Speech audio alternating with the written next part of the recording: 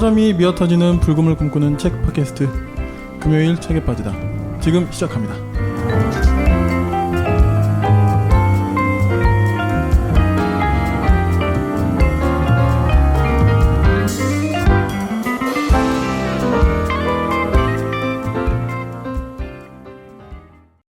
네, 안녕하세요. 불금PD입니다. 오랜만에 돌아온 코너입니다. 바로 저희 소재용 작가님의 사람도서관이라는 코너인데요.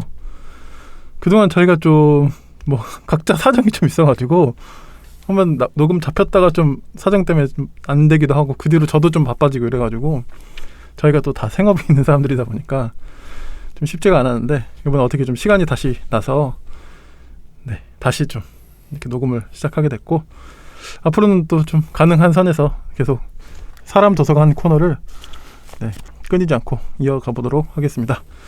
네, 오늘 이 코너 함께 이끌어 주실 소재용 작가님 모시겠습니다. 안녕하세요. 안녕하세요. 소재용 작가입니다. 아, 작가님 안녕하세요. 네, 안녕하세요. 네, 아유 너무 오랜만에 뵙네요. 예, 오랜만에 뵙고 오늘 PD님 만나러 오는 길에 네. 정말 더웠습니다. 너무 덥죠 요즘. 정말 네, 진짜 더운 것 같아요. 맞아요.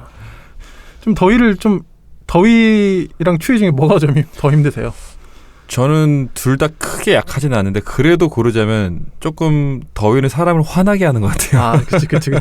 추위는 좀 사람을 움츠러들려고 예. 약간 이런 게 있는데 더위는 사람을 맞아. 이렇게 그러네. 또 빨아들이네. 화가 나죠 진짜. 예. 네. 그렇군요. 저 같은 경우는 사실 예전에 진짜 막 팔팔한 20대 초반에는 더위가 좀 힘들었거든요. 제가 좀 등치가 좀 있잖아요. 덩치가. 예.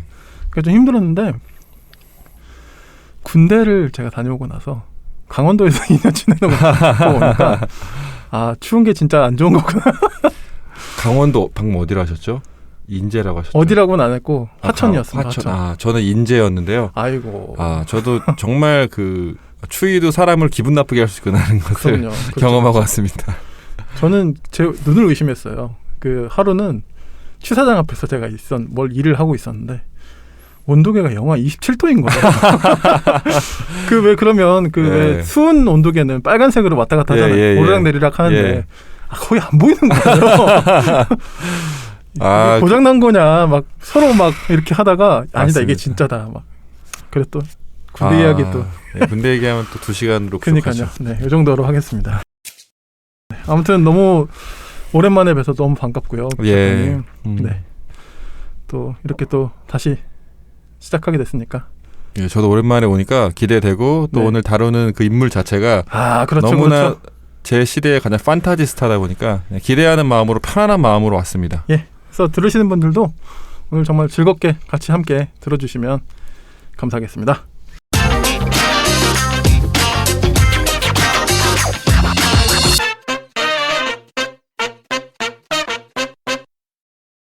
네, 작가님 오늘 그러면 저희가 이 사람 도서관 3번째 시간인데요.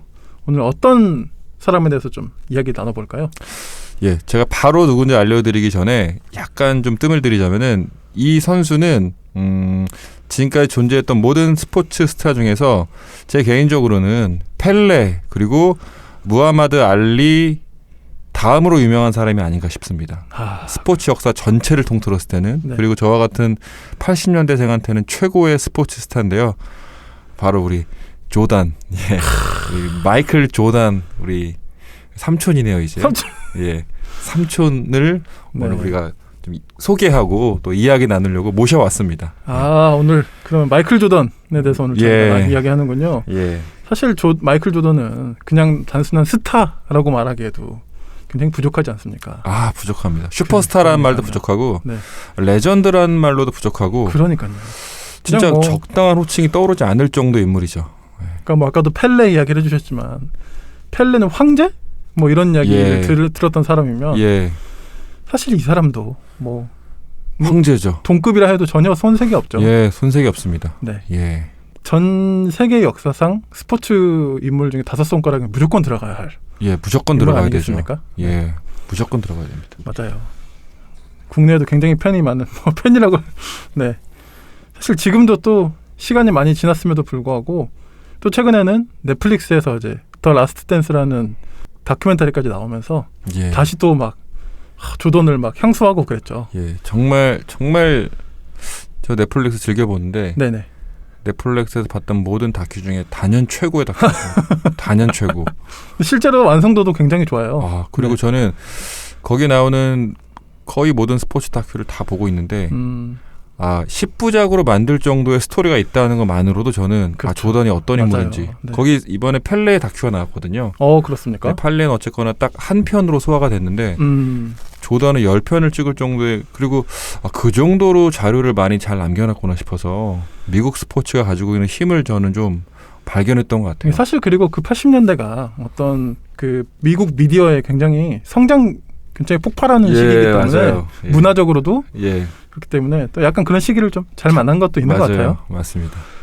네, 그리고 더 라스트 댄스는 진짜 잘 만든 다큐이기도 하고 그 조던의 생애에서 사실 조명할 곳이 굉장히 많잖아요. 예.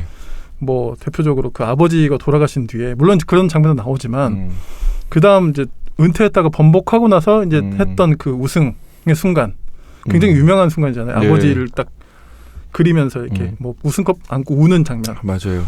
그런 스토리로 풀어가도 될 법한데 라스트 댄스라는 이름으로 딱 구성을 해서 그 은퇴하기 직전에 마지막 불꽃을 태우는 네, 맞아요. 그 구성도 사실 좀 굉장히 저는 예. 좋았고요. 아주 쫄깃쫄깃하게 그러니까 잘 만들었죠.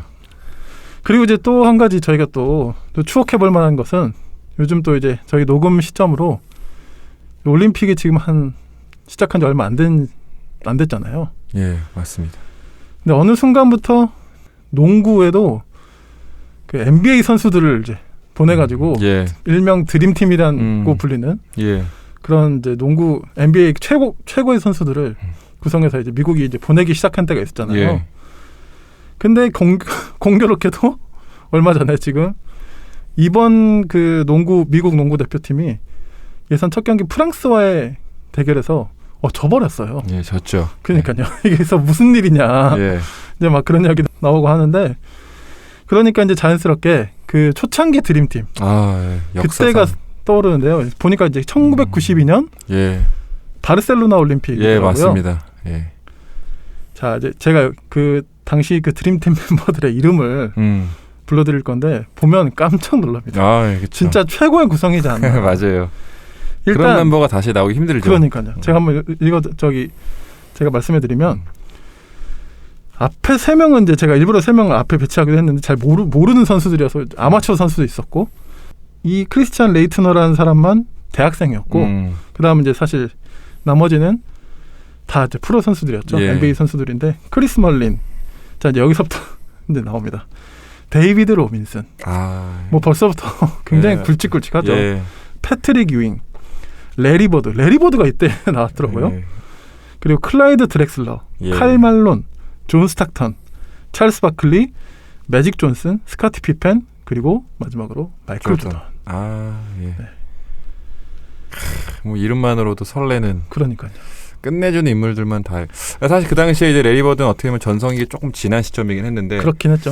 좀 상징적인 의미에서 더 드림팀에 들어갔던 부분도 전 있지 않았나. 실제로 그랬다고 하더라고요. 저도 예. 찾아보니까 몸도 사실 좀 안 좋았다고 예, 하는데 맞아요. 야, 어떻게 그렇다고 레리 버드를 예, 우리가 뺄 수 그렇게 없죠. 예. 빼냐. 그렇죠. 근데 또 그럴 만한 인물이고 하니까 예. 이제 막상 거의 뛰지는 못했다고는 하는데 예. 어쨌든 뭐 이 레리 버드라는 사람도 어마어마한 사람이잖아요. 그렇죠. 네. 이 어쨌든 면면을 보면 최고의 선수들이 모였고 실제로 이제 그 92년 드림팀 같은 경우는 뭐 지지 않는 건 당연하고 예. 처음에 연습도 거의 서로 많이 안 맞춰보고 맞아요.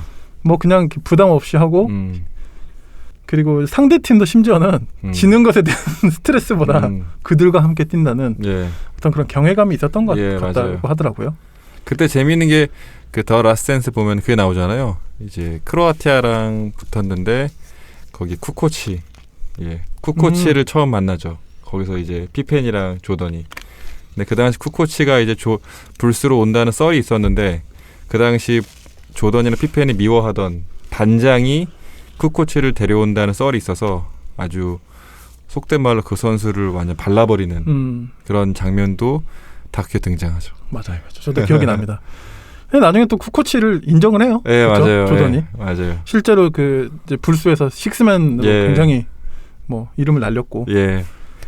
네. 그래서 뭐 이때 멤버들은 진짜 이야기하는 것만으로도 당시 저희 어렸을 때 농구 팬의 입장에서는 설레죠. 정말 설레는 일이었던 맞습니다. 것 같아요. 근데 그런 시절도 있었는데 지금은 사실 많이 평준화가 됐고 그러니까 이제 또 호흡을 굉장히 오랫동안 맞춘 국가대표팀 그리고 피바 규정에서 하는 그 팀을 상대하기가 보통 일은 아닌 것 같긴 하더라고요. 예, 맞아요. 미국 예. 팀이 예. 아무리 뛰어난 선수들을 많이 그렇죠. 데려온다 하더라도 예. 조직력이란 게 있고 예. 아무래도 그리고 NBA는 좀 맨투맨이 많을 텐데 또 이런 데는 또 지역 방어 이런 거 엄청 하잖아요. 예. 굉장히 그리고 타이트하게. 한편으로 그런 생각 들었어요. 그 지금 말씀하신 부분도 있고 과연 미국 농구 대표팀 선수들이 그렇게 강렬하게 동기부여가 될까 싶기도 해요. 어떤 면에서는. 그럴 수 있죠. 본인의 몸이 너무 중요하기 때문에 예, 다른 나라에 비해서 그 정도로 간절할까라는 의문도 실은 들더라고요. 맞습니다. 뭐 좀 미국의 굉장히 고도화된 그 프로스포츠는 좀 그런 경향이 없을 수가 없는 것 같아요. 그렇죠. NBA 메이저리그도 그렇고. 예. 네. 맞습니다. 아무튼 저희가 이제 올림픽 이야기로 좀 오늘 뛰어봤고요. 혹시 우리 PD님은 네. 조던 하면 가장 떠오르는 이미지나 단어는 어떤 건가요? 저요.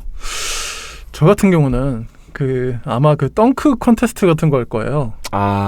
그 왜 진짜 훅 날아가지고 슬로우 모션 많이 걸어서 보여주는 기가 막히죠. 진짜 날아서 진짜 덩크 하는 듯한 거의 예술 같은 그 장면이 좀 떠오르고요. 또 하나는 뭐냐면 이거는 뭐 특별한 한 장면이라기보다는 조던의 어떤 스킬 같은 건데 조던의 슛이 되게 그냥 물론 되게 현란한 슛도 있는데 굉장히 정석적인데 도저히 막을 수 없는 슛들이 있더라고요. 예. 저는 어렸을 때 이제 봤던 것 중에 하나는 페이드어웨이를 하는데 스텝을 제가 이제 라디오라서 보여드리기가 좀 어렵지만 이 상태에서 축으로 한 번 밟고 여기서 또 한 번 뛰는 거예요. 그러면서 하는데 너무 안정적으로 쑥 넣으니까 맞아요. 키가 사실 그렇게 큰 선수가 아님에도 NBA 선수들 맞습니다. 중에는 예. 막지를 못하더라고요. 예, 맞아요. 그거 하나만으로도 득점을 막 하는데 그래서 정말 다르다. 그런 감탄을 했던 게 기억이 납니다. 예술이죠, 예술 진짜. 맞아요. 작가님은 그럼 좀 어떤 게 좀 떠오르세요? 저는 더 라스트 댄스를 보고 나서 조금 조던에 대한 이미지가 바뀐 게 이제 조던을 떠올리면 떠오르는 게 좀 분노인 것 같아요. 분노. 그 분노라는 게 조던의 어떤 농구 인생에 가장 중요한 에너지가 아니었나? 약간 승리를 향한 투쟁심 같은 맞아요. 거. 그렇죠? 그렇죠? 그리고 때론 동료를 향한 분노, 스스로를 향한 분노. 아무튼 그 승부를 향한 그 분노 자체가 조던의 그러니까 조던을 피상적으로 봤을 때는 어떤 플레이가 보일 수 있지만 다큐를 보고 조던의 좀 내면을 좀 들여다보게 되니까 그 안에 늘 어떤 분노가 있었던 것 같아요. 그 분노를 약간 좀 연료 삼아서 그 정도로 확실하게 코트에서 불태우지 않았을까? 자신의 실력과 역량을 정말 뭐 200~300%. 사실 어느 정도 아무리 잘하는 선수여도 그냥 보통 잘하는 선수구나. 뭐 그 정도 수준의 선수가 그렇게 자기 팀을 몰아붙이면서 플레이를 하면 그냥 팀이 와야 될 것 같거든요. 그렇죠. 근데 너무 잘하니까. 너무 잘하고. 그러니까요. 그러니까 같은 너무 선수가 열받는데 봐도 그쵸. 인정하지 않을 수 없는 어떤 경외심이 들었을 것 같아요. 같은 선수가 봐도 그렇죠. 그런 선수들이 있잖아요. 정말 보면은 단순히 잘하는 게 아니라 진짜 어떤 또 다른 경지에 있는 그런 느낌을 주는 선수라서 저는 어쨌거나 분노라는 단어가 좀 떠오르네요. 그렇군요. 근데 좀 설득이 되는 것 같아요. 저도 좀 그냥 그렇지 하고 늘 조던에 대해서 막연하게 생각하다가 최근에 저도 라스트 댄스 보면서 좀 새록새록 발견하게 된 부분이 저도 그런 부분이었지 않나 맞아요. 생각이 듭니다. 뭐 다들 너무 아실 테지만 그래도 좀 이 사람의 생애에 대해서 생애라기보다는 주요 경력에 대해서 좀 간단하게 좀 훑어보면 좋을 것 같은데요. 자, 마이클 조던 1963년 2월 17일생 우리 조던 뉴욕 형 브루클린에서 태어났습니다. 곧 60이시네요. 그렇죠. 50대. 네, 참 격세지감이죠. 네. 생각해보면 제가 40대인데 뭐 어떻게 보면 다시 당연한 것 같기도 하고 노스캐롤라이나 대학교에서 이제 사실 대학교 때도 굉장히 끝발 날리는 선수였고 그래서 84년 NBA 드래프트 1라운드에 또 1순위는 아니었더라고요. 그때 하킴 올라주원이 1순위였죠. 그런가요? 예. 또 그건 또 인정이 되네요. 인정할 수밖에 없죠. 또 근데 보니까 당시에는 빅맨들의 시대여서 그렇죠. 네.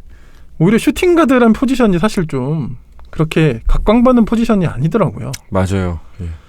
그래도 어쨌든 1라운드 3순위로 간 거면 대단한 거인 거고 시카고 불스에 지명이 됩니다. 근데 이제 사실 처음부터 이제 물론 조던은 승승장구했지만 그 시카고 불스라는 팀이 이렇게 막 잘 나가는 건 아니었어요. 아무래도 이제 원맨 팀의 성격이 강하다 보니까 좀 고전을 많이 했다가 이제 피펜, 스카티 피펜, 호레이스 그랜트 이런 선수들이 이제 합류하게 되면서 그렇죠. 팀이 굉장히 강해지게 되죠. 예. 그래서 이제 바로 이제 91 시즌에 첫 우승을 하게 됩니다. 우리 매직 존슨 아, 삼촌을 맞습니다. 또 아주 4대1로 눌러버렸죠. 어이구. 예, 이때는 압둘 자바가 없었어요. 그렇군요. 예. 어쨌든 그래도 최고의 선수인 매직 존슨의 LA 레이커스에게 그렇죠. 우승을 상징적이죠. 하고요. 그러니까요. 어떤 세대 교체에 그렇죠. 약간 이미지도 좀 맞습니다. 주면서 그게 이제 그리고 이제 92 시즌은 클라이드 드렉셀러가 있던 포틀랜드에게 그렇죠. 우승을 하고 또 이듬해 다음 시즌에는 93 시즌 또 굉장히 유명한 선수죠. 찰스 바클리의 그렇죠. 피닉스 선즈한테 이때 당시에는 막 약간 그 라이벌 구도도 살짝 그렇게 막 그렇죠. 부추기는 것도 있었는데 바클리가 중요한 인터뷰를 했죠. 이 경기 전만 해도 자기보다 농구를 잘하는 사람이 없다고 생각했는데 이 시리즈를 하고 나서 나보다 잘하는 사람이 있구나 하는 걸 깨달았다고 그런 고백을 하더라고요. 누가 봐도 본인보다 잘했는데. 근데 바클리도 사실 좀 자존심이 센 세죠. 선수라서 악동 소리 이런 거 막 그렇죠. 들었잖아요. 네. 네. 어쨌든 이렇게 이제 첫 번째 3연패를 하면서 최전성기를 이제 누립니다. 근데 이제 1993년에 조던에게 아주 좀 결정적인 불행이 하나 찾아오는데요.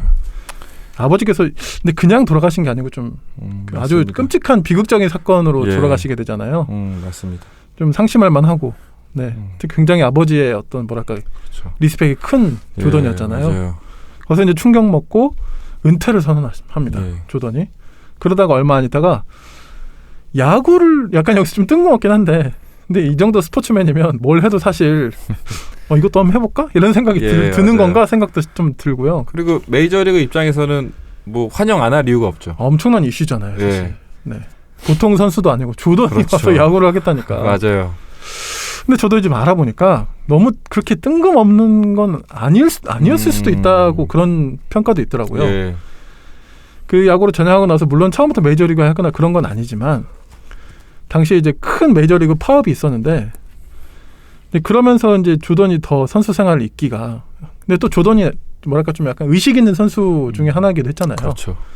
그러니까 이제 여기서 메이저리그 파업을 하면서 그러니까 소위 말하는 그 이제 구단 측과 선수 측이 서로 너는 우리 편을 들어라 맞아요. 하는데 구단 편을 들자니 자기 양심이 꺼리고 맞아요. 마장 선수 편을 들자니 이것도 좀 약간 상황상 애매하고 그러면서 이제 좀 오갈 데 없게 약간 그렇게 되면서 야구를 결국에는 포기하게 되는 뭐 그런 비하인드가 있더라고요. 예, 맞습니다. 네, 어쨌든 이제 그렇게 흘러가서 이제 다시 2년 정도 지나서 95년에 NBA로 다시 복귀를 하게 됩니다. 뭐 he's back. 네. I'm back. I'm back. 네, I'm back. 이러면서 이제 그 한마디를 다 모든 게 담겨 있죠. 그렇죠. 또 구구절절 하지 않습니다. 간단하게 아주 심플하게 조던이기 때문에 할 수 있는 말이죠. 다른 선수 이런 말하면 네가 뭔데? 조던이라서 가능한. 맞습니다. 자, 근데 이제 처음부터 또 복귀하자마자 막 조던이 시카고를 막 우승을 시키고 또 그런 건 아니었습니다. 아무래도 좀 공백도 있고. 근데 어쨌든 또 그 해에 간신히 플레이오프는 진출을 했더라고요. 예, 맞아요. 겨우겨우해서 했는데 하필 그때 이제 만난 팀이 샤키로닌의 올랜도였습니다. 그렇죠. 그래서 그 당시에 이제 그 라스트 댄스에도 그렇고 제 기억에도 빅맨이 사실 그때 시카고에 굉장히 인사이드가 좀 부족한. 그렇죠. 근데 상대가 샤키로닌이니까 뭐 이게 아무리 조던이어도 그렇죠. 쉽지는 않았을 것 같긴 해요. 몸도 정상이 아니었고. 그러니까요. 자, 그런데 이제 여기서 이제 결정적인 영입이 하나 이제 드디어 들어오죠. 우리 또 악동. 네, 라스트 댄스에도 굉장히 잘 나오잖아요. 예. 로드맨을 영입해서 인사이드를 보강합니다. 아, 어떤 전형적인 센터도 아니고 공격력이 사실 출중하다고 보기도 어려운 선수지만 예. 진짜 끈질긴 수비와 무엇보다 최고의 리바운드 그렇죠. 를 갖춘 인사이드 이제 선수인 로드맨을 영입해서 심지어 그런 표현이 나오거든요. 더 라스트 보면은 네. 조던이 자기가 뛰어본 모든 선수 중에 가장 영리한 선수다라는 로드맨을 향해서 예, 로드맨을 향해서. 그리고 그 시애틀 슈퍼소닉스 그 당시 게리 페이튼은 로드맨을 두고 모든 전술을 파괴할 수 있는 선수라고 표현하더라고요. 그 정도로 이제 뛰어난 선수였던 거죠, 실은. 그러니까 어느 한 특정 자기의 능력에 대해서 굉장히 잘 파악을 하고 있었던 것 같고, 예, 맞아요. 네, 굉장히 사생활로는 좀 여러 지탄도 받고 무리도 일으켰지만 또 팀에서는 조던을 리스펙하면서 그렇죠. 조던도 로드맨을 그냥 그 이제 라스트댄스 계속 저희가 라스트댄스 이야기를 많이 하는데 예. 필 잭슨 감독도 그렇고 그러니까 조던도 그렇고 딱 진짜 또 난 사람들은 그런 면이 좀 있는 것 같아요. 예, 맞습니다. 사생활 가지고 뭐라 하는 게 아니고 예. 코트에서만 똑바로 해라. 그럼 묘하게 그리고 네. 로드맨은 용인되는 게 있어요. 기대치 자체가 없기 때문에 사고 좀 쳐도 그래 뭐 그거 자체가 브랜드가 돼버려서. 그러니까요. 예. 근데 또 선수 생활을 진짜 완전 쪽낼 정도까지는 또 안 갔고. 아, 맞아요. 그러니까요. 또 워낙 잘했고. 그러니까요. 그 리바운드 잡는 거 보면 기가 막힙니다, 아, 진짜. 예. 너무 매력 있죠. 사실 슬램덩크의 그리고 강백호의 모델도 맞아요. 로드맨 아니겠습니까? 맞습니다. 네. 그래서 이제 이 로드맨을 영입하고 나서부터 이제 또 이 굉장히 잘 짜이면서 진영이 95, 96 시즌부터 내리 또 새 시즌 우승을 합니다. 한 선수가 한 팀에서 두 번의 트리플을 달성하는 이런 역사가 사실 없잖아요. 아, 그거는 네. 위대한 거죠, 위대. 그러니까요. 그러니까 저는 그런 생각도 좀 하게 되더라고요. 만약에 93년도에 조던의 아버지께서 그렇게 안 돌아가셨다면, 물론 이런 이프는 의미가 없겠지만 그 중간 한 두세 시즌도 불수를 막을 수 있었을까? 그런 생각 좀 들더라고요. 그렇죠. 네. 사실은 뭐 8연패도 가능할 수도 있죠. 그러니까요. 뭐 가정이지만. 그랬으면 참 어마어마한 역사. 뭐 지금도 사실 그렇죠. 뭐 넘볼 수 없는 어떤 예. 역사가 돼버렸지만, 네. 그리고 이렇게 두 번째 3연패를 이루고 나서 이제 그 구단 내에서의 어떤 결국 마찰이나 이런 것 때문에 뭐 사실 다른 팀의 이적도 고려를 안 하진 않았다고 하더라고요. 한간에는 무슨 그 유잉이 있는 뉴욕 닉스도 좀 약간 말이 돌다가 예. 그냥 은퇴를 또 그렇게 은퇴를 해버리는 것도 약간 조던다운 것도 있고요. 그렇죠. 왜냐하면 우승하고 득점왕까지 했는데 은퇴했다는 건 보통 선수로서 상상할 수 없죠. 그렇죠. 최고의 정점에 있었는데. 근데 또 이제 재미있는 거는 이제 물론 이제 더 라스트 댄스는 여기까지만 이제 나오지만 은퇴를 했는데 이 조던이 나중에 워싱턴 위저즈 사장이 됩니다. 예, 예, 맞아요. 근데 선수로 다시 한번 콜? 약간 이런 주위에서 하니까 콜 이렇게 돼가지고 근데 그 당시에 이제 워싱턴이 그렇게 강팀이 아니었기 때문에 예, 맞아요. 거의 40세의 나이에 갔어도 물론 예전에 그 폭발적인 조던의 모습은 아니었지만 그럼에도 불구하고 보니까 성적을 보니까 너무 준수한 거예요. 그렇죠. 평균 일반 선수 20득점이 넘어가고 그렇죠. 맞아요. 참 조던의 신체 능력이란 게 진짜 예, 굉장했던 것 같습니다. 맞아요. 예. 그렇게 해서 이제 어쨌든 또 그렇게 복귀했다가 2003년에 이제 은퇴를 합니다. 야, 뭐 선수 시절을 짧게 읊었지만 이게 이렇게 간단하게 읊는 것만으로도 굉장히 소름 돋고요. 아, 그렇죠. 그런 게 있네요. 네. 그 이제 아까 저희 잠깐 92년 바르셀로나 올림픽 때 드림팀 이야기 좀 했잖아요. 예, 그때 보니까 어떤 일화가 있더라고요. 예. 뭐냐면 그 조던의 어떤 피지컬에 대한 이야기인데 사실 그렇게 막 빡세게 연습이 필요 없는 거다 보니까 약간 그 선수들이 이제 해이해졌다기보다는 너무 최고들이니까 그러니까 이제 어떤 강박이 없는 거죠. 당연히 이기니까 나가면. 그래서 이제 경기 외 시간에는 약간 굉장히 프리하게 지냈었나 봐요. 그러니까 이제 자기들끼리 밤이면 포커 치고 뭐 술 마시고 이렇게 놀았나 보죠. 예. 뭐 충분히 그럴 법하잖아요. 근데 조던이 그렇게 놀면서 딱 어울려서 놀고 하는데 잠을 안 자고 놀더래요. 진짜로. 그래서 이제 처음엔 근데 어쨌든 거기 다 내놓으라 하는 선수들이니까 뭐 그 사람들의 피지컬도 사실 어마어마하잖아요. 근데 뭐 하루 정도는 괜찮았는데 며칠 지나고 나서는 다 이제 조던을 따라할 수가 없어서 심지어는 이제 주변 막 코치나 이런 사람들 중에 한 번은 이제 조던이 그 경기장에서 연습 전에 잠깐 눈을 붙이더래요. 그래서 뭐라고 하냐면 조던이 여기 와서 저렇게 자는 거 처음 보는데? 약간 막 이랬을 정도로 그리고 매직 존슨도 막 혀를 내두르면서 야, 나 너랑 같이 놀다가는 내 지금 완전 넉다운 되겠다. 막 그랬다고 하더라고요. 확실히 그 좀 신체 능력은 진짜 타의 추종을 불허하는 그런 피지컬이었던 것 같아요. 그리고 이제 필 잭슨이 남긴 자서전을 보면 네. 조던이 노력도 했지만 그렇게 막 자기 몸 관리를 철저하게 하진 않았다 하더라고요. 아, 그래요? 그러니까 좋은 시가나 어떤 좋은 와인 같은 걸 보면 사족을 못 썼대요. 엄청 즐기고. 그러니까 코비랑 비교하는 대목에서 코비는 자기 몸을 유럽 스포츠카 튜닝된 스포츠카를 다루듯이 아주 정교하게 다뤘고 조던은 좋은 시가나 와인에 사족을 못 썼다고. 보면은 좀 선천적인 컸던 것 같아요. 그러니까요. 네, 보면은 그런 선수들이 좀 있어요. 뭐 허재도 그런 것 같고. 그러네요. 갑자기 소환돼요. 선동열도 그런 것 같고. 그분들도 공통점이 그렇죠. 또 술 엄청 좋아하시는 그렇죠. 네, 술 엄청 주당들. 했죠. 뭐 선동열 선수는 뭐 다들 잘 아시겠지만 그 전날 거의 막 새벽까지 과음으로 달렸는데 그렇죠. 다음날 나와서 뭐 완봉하고 막 그랬다는 허재는 전설의 40점 이야기가 있죠. 넣고.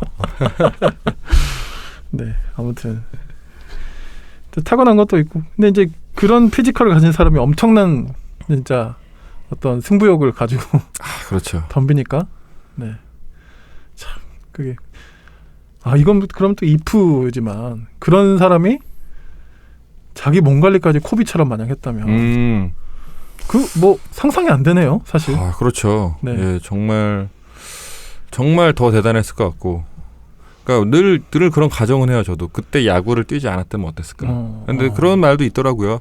또 전문가 애들 들어보니까 그때 야구를 2년 하는 바람에 오히려 더 롱런할 수 있었다. 어떤 면에서는 몸이 상하지 않았고 그 2년 동안 오히려 농구에 쓰는 그 근육들이 더 보호가 됐다. 또 그렇게 보는 사람들도 있어요, 실은. 그러게요. 사실 야구 같은 경우도 우리나라 선수들 같은 경우 프로 선수들 중에 결국 군대 면제를 못 받아서 상무나 뭐 이런 데를 간다든지 아니면 그냥 일반적으로 뭐 그냥 현역으로 가거나 보통 이제 공익으로 많이 가잖아요. 예. 그런 경우 오히려 좀 특히 공익으로 간 경우는 상무는 던지니까 상관없는데 공익으로 가거나 이런 경우에는 오히려 좀 잘 보호가 돼가지고 맞아요. 어깨가 좀 손상이 안 되고 예. 그런 경우도 좀 이야기를 들었던 것 같아요. 예, 더 롱런하게 되기도 하죠. 그러니까요. 근데 좀 설득력이 있네요, 뭔가 이야기가. 예. 금요일 밤에는 모두 책에 빠져봐. 풍부한 지식은 오늘 우리의 사냥감. 더 나은 세상이 다가오기를 바라는 그대가 이 시대의 진정한 철학자. 네, 자 이제 지금까지는 마이클 조던의 어떤 생애 뭐 이런 것도 이야기하면서 했는데 이제 좀 뭐랄까 마이클 조던의 어떤 위대함에 대해서 이 사람의 진짜 특별한 면을 좀 조명해 보면 좋을 것 같은데요. 저희 작가님께서 소재용 작가님께서 3가지를 좀 꼽아주셨는데 첫 번째는 좀 어떤 건가요? 예, 첫 번째는 저는 승부욕, 경쟁심을 한번 뽑아 보았습니다. 네네. 약간 미친 승부욕이 아닌가 싶어요. 그러니까요. 좀 과할 정도의 승부욕.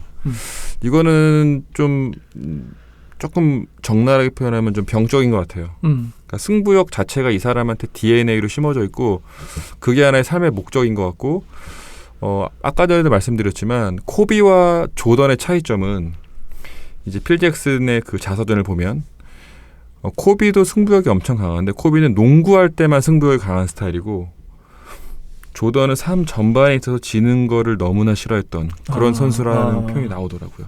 보니까 무언가 이겨야만 한다는 것에 대해서 보면은 그래서 트래시 토킹도 엄청 심했고 어떻게 보면 되게 비호감이었을 것 같아요. 저는. 그렇죠. 예, 그것을 실력과 위대함으로 많이 커버했지만 한 개인으로 만났을 때는 그런 승부욕이 상당히 동료 선수들 입장에서는 부담스러웠겠다. 그런 것이 물론 실질적인 결과물로 많이 커버가 됐지만 저는 조던을 바라보는 3가지 관점 중에 첫 번째는 승부욕, 경쟁심이 아닐까 한번 그 부분을 짚어봤습니다. 그러니까 아까도 저희가 좀 잠깐 이야기가 나왔었는데 진짜 혹독하게 선수들 몰아붙이거든요. 자기 팀인데. 그렇죠. 네. 근데 이게 어느 정도 잘해야 이게 좀 들이받고 할 텐데 너무 열받아도 인정이 되니까. 그리고 자기 팀을 진짜 하드캐리 하잖아요, 사실. 맞아요. 내가 예를 들어 5번 던져서 1번, 2번 넣을 수 있는 거 쟤한테 패스하면 5번 중에 4번을 넣어버리니까. 맞아요. 그러니까요. 근데 이게 재밌는 게 네. 저는 그런 생각을 해봤어요. 승부욕이 강한 선수들은 많이 있었다, 역사상. 그리고 우리나라도 있었고. 근데 저는 이 승부욕이 조던 같은 경우 매력적으로 느껴지는 이유는 이건 좀 타고난 것 같은데 그 조던의 승부욕은 자연스럽게 카리스마랑 연결이 돼요. 그 카리스마라는 게 단순히 업적과 연결된다 볼 수는 없고 좀 그 사람마다 타고나는 부분이라 보는데 제가 늘 이런 비유를 했어요. 이 비유를 들으면 서장훈 팬이나 서장훈 선수는 싫을 수도 있는데 한국 농구를 비유로 들었을 때 네. 허재하면 승부욕이고 그 승부욕이 카리스마로 이어져서 그 승부욕 자체가 되게 부담스러운 게 아니라 되게 좀 매력으로 승화된 케이스라면은 서장훈 같은 경우 현역 시절을 떠올려 보면 승부욕이 굉장히 강한 선수였는데 그 승부욕이 좀 짜증으로 연결된 스타일이었어요. 그러니까 막 자꾸 막 그 심판한테 짜증내고 상대 선수에게 짜증내고 그러다 보니까 실은 서장훈 선수의 현역 시절을 매력적으로 기억하는 팬이 실은 많지는 않거든요. 근데 조던 같은 경우는 그 승부욕이 카리스마로 연결돼서 굉장히 팬들에게 매력적이고 좀 경외심을 불러일으키는 느낌을 주지 않았나? 근데 그거는 그 연결 포인트는 저는 말로 설명할 수 없는 어떤 아우라가 있는 것 같아요. 그렇죠. 예. 네. 뭐 이제 말이 나와서 이제 약간 곁다리식으로 저도 좀 이야기해보는 건데 그 저도 사실 서장훈 선수 굉장히 뭐 인정하지만 선수로 뛸 당시에는 그 약간 서장훈 선수 약간 비호감 이미지가 있었잖아요, 사실. 강했죠, 사실은. 근데 이제 나중에 예능 하시고 이러면서 이제 그 이야기 들어보니까 네, 그리고 이제 실제로도 견제가 사실 너무 심했고 그렇죠. 선수를 향한 견제가 맞아요. 네, 그러니까 그런 생각 들더라고요. 약간 짠한 생각도 들더라고요. 예, 맞아요. 지금 봐서 그 서장훈의 성격을 생각해 보니까 예, 굉장히 그 예민한 선수가 맞아요. 몸싸움 그렇게 치열하게 들어오는 예. 게 얼마나 싫었겠어요. 예, 맞아요. 그러니까 좀 3점으로 돈 거 아닌가 맞아요. 싶기도 하고. 심판이 파울도 콜도 안 불러주고 더 짜증 났겠죠. 그렇죠. 어쨌거나 호감형은 아니었어요. 근데 그래서 3점이 좀 더 길러진 게 아닌가 예, 싶기도 맞아요, 하고. 맞아요, 나중에 3점을 너무 잘랐잖아요. 맞아요. 네, 갑자기 또 서장훈 선수 이야기가 나왔는데 하여튼 마이클 조던은 참.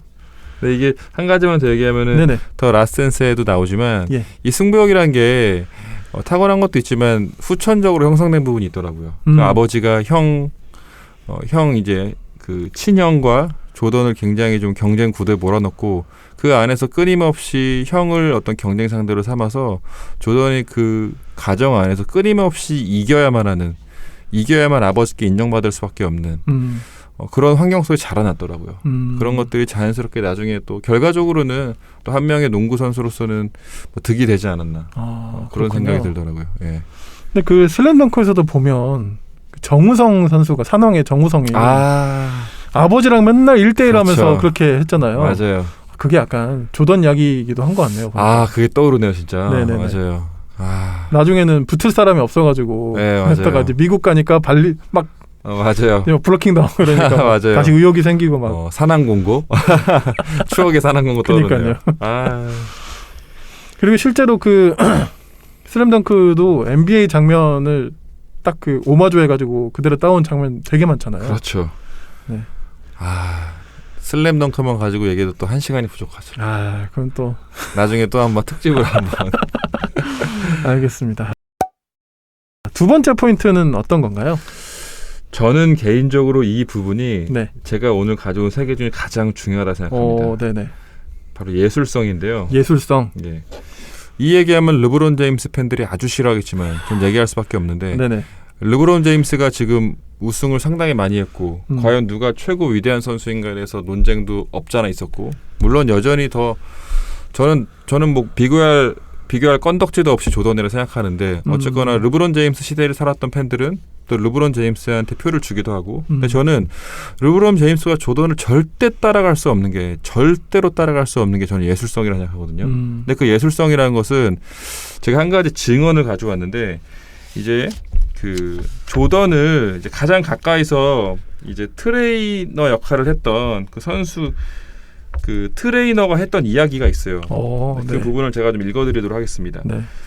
칩 셰퍼라는 트레이너가 조던에 대해서 그런 이야기를 했다고 합니다. 제 직업 자체가 전부 선수들의 움직임과 관련된 것인데 저는 지금껏 그런 식으로 움직이는 사람을 본 적이 없다.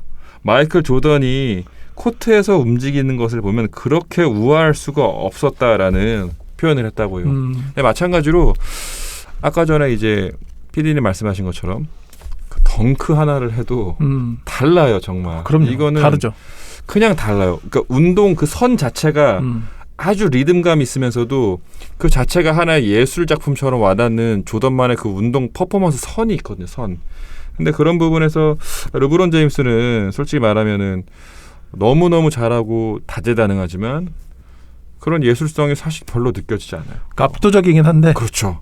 예술적이라고 보긴 좀 그렇죠. 어렵다. 그렇죠. 예를 들면은 예술성을 따졌을 때 절대로 샤키로니는 하킴 올라주원을 따라갈 수가 없어요. 물론 지금 뭐 유수의 매체에서 전체 랭킹을 따지면은 센터만 봤을 때는 샤키로니를 더 위로 치더라고요. 올라주원보다 우승을 더 많이 했기 때문에. 뭐 그것도 이해도 됩니다. 그렇죠. 네. 근데 지금 돌아보면은 샤키로니 같은 선수는 너무나 압도적이었지만 그 올라주원의 센터로서 예술성을 따라갈 수 없거든요. 올라주원 그 특유의 그 드림 쉐이크라고 그래가지고 그 움직임들 센터 같지 않은 그 정말 우아한 움직임들 근데 그런 예술성이 있어서 조던이 단순히 뛰어난 선수가 아니라 위대한 선수로 올려주지 않았나 그런 생각이 들고요. 또 하나는 예술성만 있으면 또 모르겠지만 예술성의 실력이 겸비됐고 PD님도 아마 아시겠지만 예전에 2000년대 초반에 제이슨 윌리엄스라고 세크라멘토의 포인트 가드가 있었는데 그 선수가 정말 기가 막힌 패스로 유명했어요.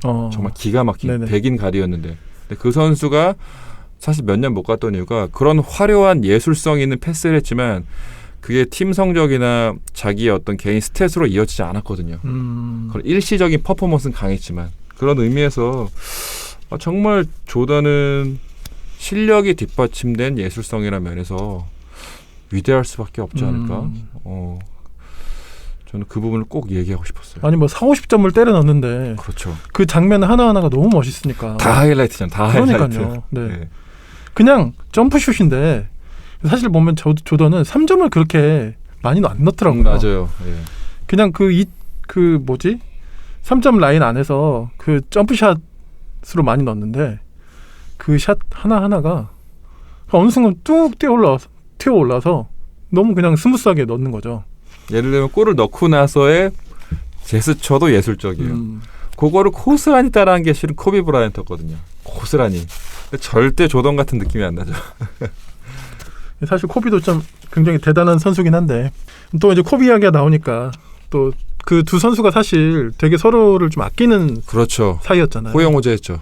근데 코비가 이제 좀 비운의 사고로 그렇게 사망했을 때 조던이 굉장히 슬퍼했잖아요. 울었죠. 그러니까요. 연설하면서. 네. 그런 장면도 좀 짠하고. 예, 그래서 그 얘기 좀 하신 김에 조금 더 얘기하면은 필 잭슨이 이제 둘 다 지도했던 감독으로서 둘을 비교하는데 조던한테 힘을 확 실어주더라고요. 예를 들어서 조던 같은 경우는 경기가 안 풀리면은 수비도 하고 다양한 다른 어떤 형태를 통해서 공격의 실마리를 풀어가는 편이라면 코비는 조금 슛을 난사하는 경향도 있고. 아, 그래요. 예, 그리고 수비에 있어서도 조던한테 손을 들어줬고 심지어 조던은 놀라운 게 올해 수비상을 탔을 정도였으니까. 맞아요. 그때 그 피펜이랑 루드맨이랑 그렇죠. 같이 탔잖아요. 맞아요. 심지어. 스틸 왕도 탔었고 그러니까 조던이 뛰어난 게 단순히 공격만 잘한 게 아니라 올 NBA 퍼스트 팀 디펜시브에도 제가 알기로 거의 뭐 8, 9번 수상했을 정도로 정말 공수 겸장이었고 그리고 이제 재미있는 게 그 조던 같은 경우는 그 구단에 있는 보안 요원들이나 직원들이랑 특히 친했다 하더라고요. 농담도 주고받고. 근데 기본적으로 코비는 조금 내성적인 편이라서 그런 리더십은 조금 약하지 않았나. 예. 필 잭슨이 그렇게 얘기했습니다. 뭐 말이 나온 김에 세 번째로 넘어가면 되겠네요. 예. 네. 세 번째는 어떤 건가요? 세 번째는 리더십인데요. 전 사실은 이 리더십에 대해서는 논쟁의 여진이 있다고 생각합니다. 방식에 있어서 약간 좀 방식에 있어서. 그렇죠. 근데 그런 생각이 들었어요. 프로농구를 하면 성과가 중요한데 리더십으로서. 결국은 리더십이란 것은 흔히 말하는 열매나 퍼포먼스나 진짜 성적을 통해서 증명받을 수밖에 없는데 이만한 성과가 있는 리더십이 있을까? 아니 없죠 사실. 네. 그리고 재밌는 게 더 라센스를 보면은 조던이 중간에 인터뷰하다 우는 장면이 나와요. 그 뭐냐면 그 질문이 조던의 리더십이 너무 타이트하고 너무 폭력적이지 않았냐라는 어떤 그런 질문에 대해서 항변하는 대목인데 조던은 그런 얘기를 하더라고요. 내가 그렇게 리더십을 할 수밖에 없었던 어떤 절박함이 있었더라고. 이겨야 되니까. 정말로 성과를 내야 되는 자리에 있으니까. 그러면서 본인 나름의 리더십에 대해서 좀 항변을 하고 합리화를 시키는데 뭐 그것에 대한 어떤 뭐 동의 여부를 떠나서 조던의 리더십은 소통형 리더십은 아니었겠지만 분명한 성과를 냈고 분명한 목표 지점까지 팀원들 끌고 갔다는 면에서는 인정할 수밖에 없는 것 같아요. 그렇죠. 단순한 솔선수범을 넘어서는 그렇죠. 뭔가 그 굉장히 아까도 카리스마 같은 이야기를 해주셨지만 그런 게 있고 아까도 이제 방금 이야기해 주셨는데 그 수비적으로도 굉장히 잘했잖아요. 그런 면도 좀 있는 것 같아요. 아 그렇죠. 그냥 왜 그 정도 공격 능력을 가지면 수비는 좀 뭐랄까 뭐 프로 선수인데 뒤로 빠진다 이럴 리는 없겠지만 좀 덜 할 수 있잖아요. 쉽게 그렇죠. 말하면. 그런 선수 많죠. 실은. 그리고 사실 그 팀을 위해서라도 효율적으로 좀 그 팀 자체가 관리되려면 수비는 좀 덜 가담해야 되는 거 아니야? 그런 생각이 들 법한데 예. 엄청난 수비를 하니까. 사실. 그렇죠. 실제로 필 잭슨이 다시 조던이 복귀하고 나서 첫 번째 가장 위대했던 시즌 72승했던 시즌에 장신 가드 3명을 포진시키거든요. 로나퍼랑 스카트 피펜이랑 마이클 조던이랑 거의 2m급 되는 장신 가드를 3명을 두고 흔히 말하는 그걸 질식 수비라고 그랬는데 그 수비의 어떤 핵 중의 핵이 조던이었죠, 실은. 근데 그 정도로 사람들은 조던의 어떤 공격력에 워낙 매료돼가지고 간과할 때 있는데 수비수로서도 정말 엄청났다. 그러니까요. 네. 그러니까 승부욕이 끝판왕인 거죠. 그러니까. 자기를 뚫는 건 허용할 수 없는 거예요. 맞아요. 그런 이야기도 되게 많아요. 네, 맞아요. 네가 나랑 좀 해보겠다는가 이러면서 이제. 맞아요, 정말. 그러니까 공격으로도 압살하지만 수비로도 그렇죠. 진짜 질식시켜 버리는. 아까 질식 수비라고 하셨는데, 야, 진짜 뭐 진짜 한 세계 나올까 말까 한 선수 아니겠습니까, 진짜. 네. 그리고 저는 조던의 리더십이 좀 과격하고 선수들을 때로 막 인격을 좀 깔고 뭉갤 정도로 좀 모욕을 주기도 했다고 이제 증언이 나오는데 한편으로는 좀 그런 생각 들었어요. 아무리 특정 리더가 나를 그렇게 좀 깔고 뭉개고 때로는 너무 과격할지라도 이 선수와 함께했던 시절이 농구 역사에 기억될 시즌이라면 그런 리더 만나도 괜찮겠다. 왜냐하면 그 불수왕조란 이유만으로 실은 그 선수들이 다 동시에 기억되고 있잖아요. 그렇죠. 뭐 롱롱리, 쿠코치, 스티브 코 다. 실은 그 선수들이 1, 2선수는 아니었지만 그런 의미에서는 이런 리더 만난 것도 그들한테는 축복 아닐까? 지금 그런 생각도 한편으로 들어요. 사실 본인들도 알고 있을 거예요. 울컥울컥 하는 거죠. 맞아요. 울분 플러스 그러니까 울컥. 순간적으로 튀어나오는 거지 뭐. 그렇죠, 그런 거 아닐까요? 맞아요. 하지만 조던 덕분에 연봉 올라갔고 우승 트로피 경험했고. 그러니까요. 네. 그러니까 뭐 선을 넘을 수는 없을 거예요. 맞아요. 너 선 넘으면 또 사람들이 가만히 있겠어요. 맞아요. 그렇죠? 그런 후문이 있더라고요. 이번에 더 라스트 댄스를 보면은 그 당시 주요 멤버들이 다 나왔는데 한 선수가 등장을 안 해요. 룽롱리. 룽롱리가 조던과 사이가 별로 안 좋았다는 얘기를 제가 좀 들었어요. 어떤 기자분들로부터. 그래서 그런지 인터뷰 응하지 않았던 것 같고 그 두 번째 3피 때 되게 중요한 역할을 했던 센터인데 한 번도 인터뷰 안 나와서 의아했어요. 실은. 그 선수는 아마 조던의 그러네요. 리더십에 아주 질린 선수가 아니었을까. 그럴 수 있죠. 근데. 그런 생각이 좀 들었어요. 예, 아무튼 세 번째 저는 리더십이라는 부분을 뭐 안 들 수가 없다. 정리하면 승부욕, 예술성, 리더십. 그 중에서도 저는 이 선수를 위대함으로 끌어온 결정적인 요소는 예술성이 아닐까 그런 생각을 좀 해봤습니다. 그 리더십 이야기를 해보니까 사실 또 시대가 그때는 또 지금이랑 좀 많이 달랐잖아요. 아 맞아요. 네. 만약 지금 시대에 아무리 그렇게 뛰어난 선수라도 그렇게 했다? 좀 불가능했겠죠? 그렇죠. 네. 예, 그 뭐 저희 맨 다르죠. 처음에 커리 이야기했었잖아요. 예. 커리랑 사실 굉장히 대척점에 있는 그렇죠. 그런 리더십인 거잖아요. 커리는 아주 신나게 농구하잖아요. 그리고 이제 지금 시대에 딱 맞는 약간 그런 유형의 사람이기도 한 것 같고 네. 과거의 사람이었기 때문에 맞아요. 또 그렇게 가능했던 건가 싶기도 합니다. 예, 그땐 또 그게 용인이 됐고. 네. 예. 그리고 이제 그때는 그런 말도 있어요. SNS가 없었기 때문에 속된 말을 뒤에서 막 선수 쌍욕해도 보도가 안 되는데 지금 그러네. SNS 있어가지고 그러네. 그렇다간 큰일 나죠. 맞아요. 해봤자 신문, TV 정도인데 네. 그때는 뭐 맞아요. 근데 다 떠나서 그냥 한마디로 저는 조던이 위대한 거는 너무 멋있어요. 그냥. 맞아. 아 저는 이렇게 그래. 멋있는 선수가 나올까? 그래 맞아요. 그 이야기 한마디면 네. 충분한 것 같아요. 그냥 네. 너무 멋있어요. 맞아. 이거는 종목을 다 떠나서 전 최고로 멋있다고 생각해요. 펠레 아무리 봐도 멋있지 않거든요. 그리고 저는 메시가 잘하지만 그렇게 멋있진 않아요.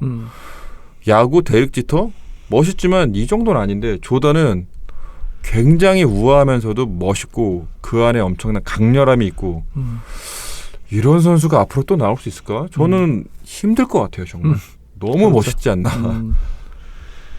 그러니까 이제 그 나이키 브랜드로도 사실 아직까지도 에어조던이 최고잖아요. 그렇죠. 요새 사람이라면 그렇지만 요새 아이들 요새 분들도 조던은 다 알더라고요. 그렇죠. 네, 진짜 정말. 그리고 이제 이 유튜브가 있으면서 있기 때문에 농구 영상 좀 돌려보고 맞아요. 하면 뜰 거예요 아마. 맞아요. 뭐야 그럼 이 사람은 자기들이 봐도 다를 거 아니에요. 예, 정말 달라요. 그러니까. 그리고 재미있는 게 이 얘기 나온 김에 하나만 더 하면 유튜브를 보면은 실은 저는 레리버드 세대는 안 하기 때문에 레리버드 그렇죠. 경기나 매직 존스는 조금 유튜브로 많이 보는 편인데 사실 레리버드랑 조던이랑 한 3, 4년 차이밖에 안 나요. 그렇죠. 그런데 사실 레리버드 농구 운동선을 봤을 때 지금 보면 조금 낡았어요. 사실은 조금 낡은 느낌이 있어요. 근데 조던은 지금 봐도 굉장히 세련돼요. 느낌 자체가. 그렇지. 그래서 그거는 진짜 타고났다. 네. 맞아. 무슨 이야기인지 알 것 같아요. 네, 정말. 네네네. 그 운동선을 비견할 만한 게 저는 딱 한 명. 축구 선수 지단 정도. 지단도 운동선이 너무 아름답고 우아하고 굉장히 예술적인데 그래서 뭐 아트사커겠지만 저는 지단 정도 외에는 잘 못 본 것 같아요. 그렇군요. 그리고 우리 김연아 선수 정도. 뭐 사실 뭐 이야기하려면 한도 끝도 없는데 네, 맞습니다. 정말. 어쨌든 이 세 가지로 어쨌든 마이클 조던의 어떤 위대함에 대한 이야기를 해주셨는데 승부욕 그리고 예술성, 리더십.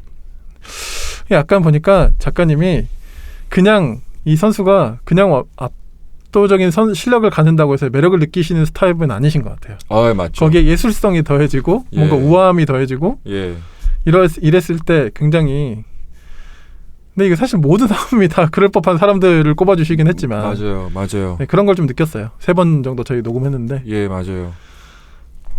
그러니까 그러한 움직임을 다 창조한 사람들이거든요. 커리 같은 움직임도 커리가 처음이었어요. 그러니까요. 그래서 그런 거리에서 그렇죠. 그렇게 쏘는 사람이 없어요. 그렇기 때문에 조던도 특별하고 그렇지. 그런 움직임이 첫 번째였기 때문에 더 특별하지 않았나 라는 생각.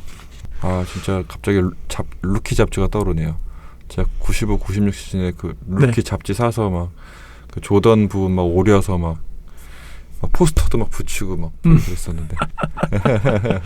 맞아요. 그때는 또 그런 게 굉장히 또 잡지가 맞아요. 인터넷이 거의 없었던 때라서 매체에 의존할 게 그런 거 막 잡지. 그랬죠. 네, 맞아요. 정말 AFKN으로 막 보고. 그렇습니다.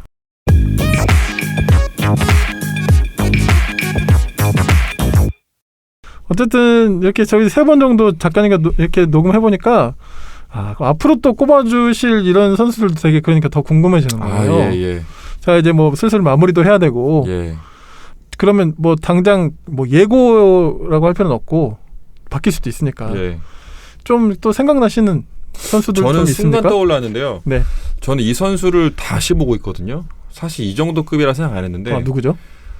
누구나 알만한 선수인데 이 선수를 갑자기 하고 싶어졌어요. 바로 김광현 선수입니다. 김광현. 저는 김광현이 사실 이 정도 잘할지 정말 몰랐어요. 세인트루이스에서? 예.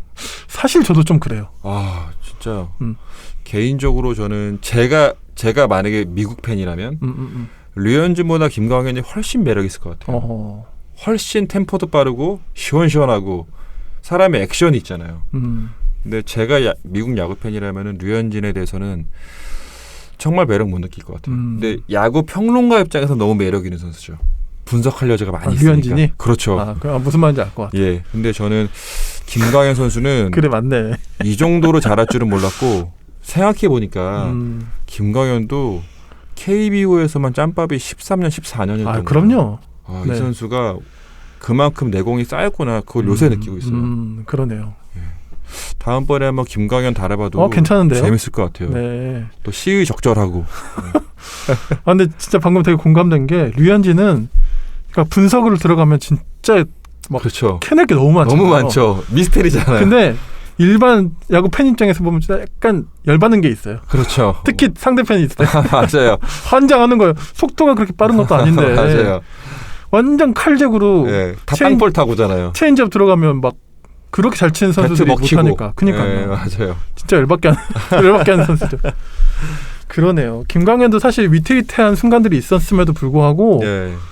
근데 또 부활하면서 그렇게 또 이 선수의 등장도 사실 약간 극적인 게 있었잖아요. 맞습니다. 재밌겠네요. 그러면서 자연스럽게 같이 좀 김성근 감독 얘기도 같이 해보고 싶어요. 아하. 왜냐면 제가 최근에 김성근 감독이 쓴 책을 다시 보고 있는데 뭐 이제 누군가한테는 낡은 이름일 수 있는데 애증의 인물이죠. 그렇죠. 다시 보니까 또 이분이 가진 어떤 야구를 향한 집념은 존경하게 되더라고요. 그러니까. 네. 같이 한번 달아봐도 재밌을 것 같습니다. 근데 생각해 보면 그때 SK 왕조 때 선수들이 아직도 남아 있는 선수들이 많잖아요. 그렇죠. 생각해 보면 이제 많지는 않지만 지금은 그렇죠. 그래도 뭐 대단했던 최근까지 선수들이죠. 거기에 생각해 보면 그 SK 왕조 선수들이 개인 면면으로는 탑은 아니에요 또. 맞아요. 근데 얘네들을 뭉쳐놨을 때 맞아요. 이길 수가 없는 거죠. 맞아요. 최정 아직까지도 있네요. 최정은 뭐 그렇죠. 근데 진짜 말씀하신 게 맞는 것 같아요. A 플러스급은 없어요. 맞아요. B 진짜. 플러스랑 A 정도가 많이 있었어요. 그렇지. 맞아요. 그래서 선동열 감독이 삼성일 때, 그러니까 한번 그 한국 시리즈 올라가는데 SK한테 무참하게 진 거예요. 맞아요. 그런 적이 있었거든요. 4연패 했죠. 4연패. 인터뷰에 그렇게 이야기했더라고요. 어떻게 해도 못 이기겠다. 그런 적이 있었어요. 한번. 맞아요. 그 결승이 그걸로 유명했죠. 마지막 김광현이 모자를 벗고 인사했죠. 박경환한테. 마지막 그건가요? 삼진을 잡고 나서 2010년. 그때구나. 예. 네. 김광현 아무튼 잘 준비해 보겠습니다. 벌써 정하신 건가요? 예. 우리 양현종 선수도 좀 잘했으면 너무 안타까운데. 전 실은 양현종 선수 더 좋아해요. 기아 팬이라서. 근데 아직은 아닌 것 같아요. 근데 이제 그러니까 양현종 선수는 조금 타이밍을 잘못 잡은 것뿐이고 제가 볼 때는 맞습니다. 조금만 뭐 그때 잘 됐으면 오히려 좀 이렇게 느긋하게 가면서 좀 이렇게 느리게 성장했을 수도 있겠다는 생각은 들거든요. 예, 맞습니다. 그래도 뭐 어쨌든 이렇게라도 도전한 것에 대해서는 뭐 사실 그럼요. 너무 멋있는 거죠. 양현종한테는 대투수란 말이 정말 어울려요. 맞아요. 그러니까 류현진한테도 없고 김광현한테도 없는 게 양현종한테 또 있어요. 분명히. 이 세 선수가 진짜 사실은 진짜 이야기할 거리가 많네요. 다시 나올 수 없는 새 선수죠. 그렇죠. 정말. 또 다 자완이고. 예. 진짜 셋 다 매력 있고. 그렇죠. 또 우리나라에 또 훌륭한 자완들이 되게 많았어요. 아, 구대성, 예. 봉중근. 재밌네요. 너무 재밌다. 또 우리 대성이 삼촌 진짜 끝내주는 선수. 그러니까요. 뭐 155구 완투승 뭐 이런 거 했으니까 올림픽 때. 네. 올림픽인가요, 그게? 맞습니다. WBC였나? 그때 시드니 올림픽 때였어요. 맞죠. 동메달 결정전. 일본을 2대1로 이겼을 때. 그러니까요. 그때 끝내줬습니다. 알겠습니다. 너무 재밌네요. 네, 앞으로도 좀 기대가 되고요. 저희 뭐 서로 좀 바쁘긴 해도 시간 잘 내서 계속 좋습니다. 잘 좀 부탁드리겠습니다, 작가님. 네. 언제든지 저는 네, 재밌는 자리에 오겠습니다. 알겠습니다. 네, 오늘 소재웅 작가님이 꾸려주시는 사람 도서관 코너 오늘 세 번째 시간으로 마이클 조던에 대해서 이야기 나눠봤습니다. 뭐 시간 가는 줄 모르게 이야기했네요. 예. 네. 또 이렇게 바쁘신데도 불구하고 이렇게 나와주셔서 감사드리고. 제가 더 감사합니다. 진짜. 다음 시간에 그럼 또 뵙도록 하겠습니다. 예. 네, 작가님 수고하셨습니다. 예, 감사합니다. 감사합니다. 예.